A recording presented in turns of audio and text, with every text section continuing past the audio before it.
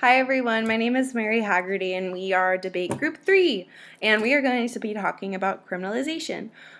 Now, I don't know if everybody knows what criminalization is. I know I kind of knew what it was, but I didn't have a really big, broad picture on it. So, dictionary.com actually defines criminalization as to make punishable as a crime or to make criminal of. Now, there has been a lot of debate with criminalization in our justice system. For this video, Matthew and I will take the stance to keep and maintain the criminalization laws in Virginia. Specifically, we're going to use the example of marijuana and the criminalization laws revolving around that.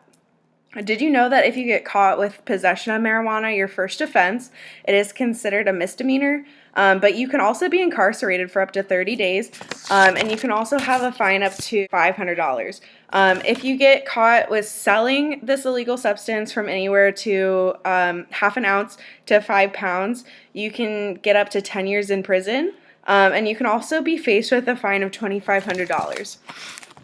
I think these are pretty reasonable laws, especially with something that's so illegal in Virginia. Something that I really want to know is that do you guys think that the criminalization laws for marijuana should stay the same? I also want to know if you think that since certain areas of DC have legalized marijuana, that Virginia should legalize it too. And then lastly, do you believe that demolishing these criminalization laws would help anyone, or do you just think it would instigate more criminal activity? Let us know in our discussion post. Thanks. Hello, my name is Matthew Lorman. I am arguing today on behalf of keeping marijuana criminalized and that the current system is working. Marijuana is by definition a drug. It modifies mental and bodily functions as known by scientists both professional and amateur alike. Impairs cognitive abilities, reflexes, memory, motor skills, ability to concentrate, all of which cause difficulty driving. Research from British Medical Journal and Columbia University both reported that those who smoke marijuana before driving were nearly twice as likely as those who did not to cause an accident or be involved in one, and that 12% of all traffic deaths in 2010 actually involved marijuana. Even closer to home for us is the University of Maryland Shock Trauma Center did a 90-day study and found that 1 in 4 drivers admitted to the facility during that time tested positive for marijuana as well. It's also very addicting.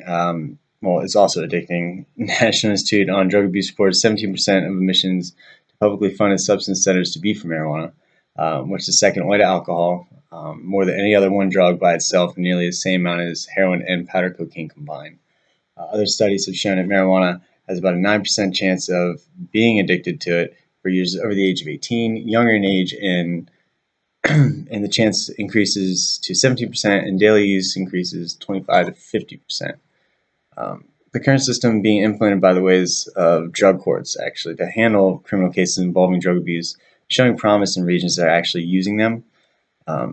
National Institute of Justice reported that offenders in affected regions that had drug courts decreased drug use by 20%, decreased overall criminal activity by 13%, and rearrests went down by 10%. They, as a result, spent more money on drug treatment and helped more people overcome actual drug addiction that already existed. And then on the flip side, they saved on the lower recidivism as a result from it. So if it were to be criminalized, it would be much more available than it currently is, making it a lot easier for people to try it, much easier for people to continue doing it and dive deeper into possible addictions. Even even now, the supposed 14 million Americans currently smoke marijuana, even with our current strict criminalization system in place. The most common drug addiction we treat for is marijuana in our drug rehabilitation centers. So by making a known addictive and harmful substance available to the masses, it's just not a sound judgment call for society. Marijuana is a drug. It modifies mental and bodily functions, and it does have medical and research values that many other drugs have, which are also criminalized as well, that are more popular that we know of, such as morphine, Oxycontin, Vicodin. These drugs are brought up a lot in debate questions.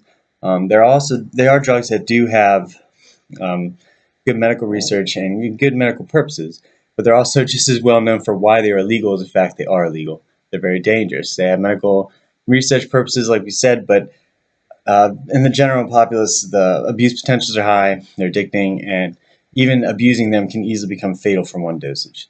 So marijuana is often compared to these, and although it may not seem as bad as some of these other drugs, it's often compared to such as heroin and cocaine, but at the same time is damaging and addicting substance, which accounts for almost a fifth of our patients in current drug rehabilitation centers and over a tenth of vehicle fatalities just to begin.